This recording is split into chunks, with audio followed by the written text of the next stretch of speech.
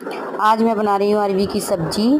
टमाटर में डाले हल्दी, नमक, मिर्च, धनिया वगैरह। फिर कुकर में मैंने डाला है तेल, उसमें अजवाइन, हींग और अरवी इधर हो रही है फ्राई। उसके बाद मैंने टमाटर डाल दिए, उसको मिक्स किया। उसके बाद मेरी अरवी हो गई है फ्राई। अब फ्राई की हुई अरवी डाल दी है, उसको फिर मिक्स किया। मिक्स करने के बाद मैंने इसमें डाला है पानी। पानी डालने के बाद मैंने ढक दिया और मैं नमक डालना भूल गई। फिर खोल के डाला है नमक। फिर थोड़ी देर बाद सब्ज़ी हो गई थी, फिर मैंने इसको मिक्स किया। सब्ज़ी बनकर हो गई है मेरी रेडी। मैं लगा रही हूँ भगवान जी का भोग और ये मैं बना रही हूँ शाम का डिनर, पराठे और अरवी की सब्ज़ी, अरवी की रसे की सब्ज़ी। और ये मेरे पराठे, ये मेरे हस्बैंड का खाना है और बच्चे यहाँ लगा रहे हैं अपने लिए खाना। और मिलते हैं आपसे नेक्स्ट व्लॉग में। Bye bye.